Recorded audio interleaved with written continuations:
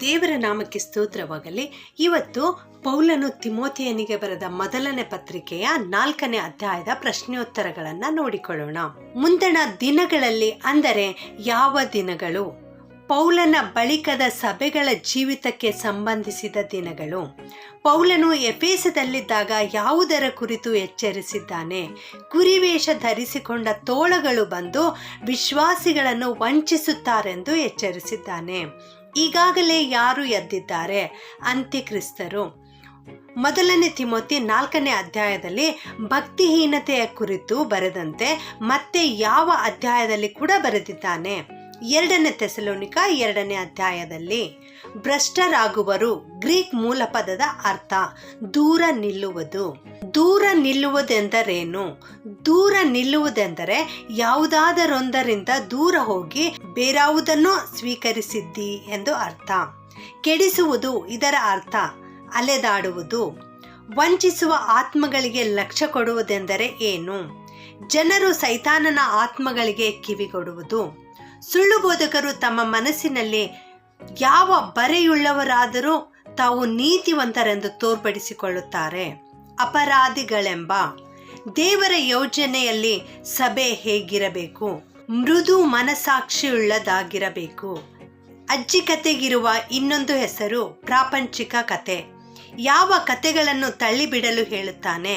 ಅಜ್ಜಿ ಕತೆಗಳಂತಿರುವ ಪ್ರಾಪಂಚಿಕ ಕತೆಗಳನ್ನು.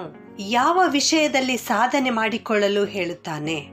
ದೇವಭಕ್ತಿಯ ವಿಷಯದಲ್ಲಿ. ಯಾವುದು ಸ್ವಲ್ಪ ಮಟ್ಟಿಗೆ ಪ್ರಯೋಜನವಾಗಿದೆ? ದೇಹ ಸಾಧನೆಯು.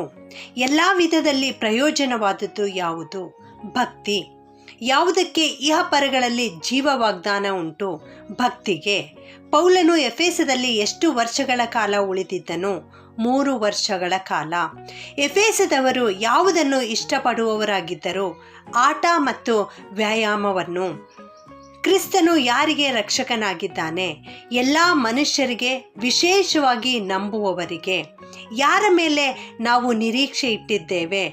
ಜೀವವುಳ್ಳ ದೇವರ ಮೇಲೆ.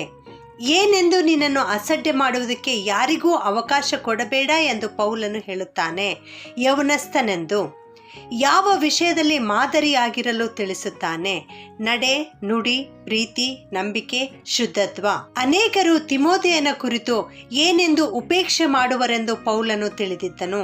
ಅವನು ಇನ್ನೂ ಯುವಕನು, ಏನನ್ನೂ ತಿಳಿಯದವನು. ಜನರು ಯುವಕನಾದ ತನ್ನನ್ನು ಅಸಡ್ಡೆ ಮಾಡದಿರಲು ತಿಮೋಥೆಯನು ಏನು ಮಾಡಬೇಕಿತ್ತು? ಅವನು ಯುವಕರಂತೆ ಹುಚ್ಚಾಟದ ನಡವಳಿಕೆಯನ್ನು ಬಿಟ್ಟು ಬಿಡಬೇಕಾಗಿತ್ತು. ಎಲ್ಲಿಯ ತನಕ?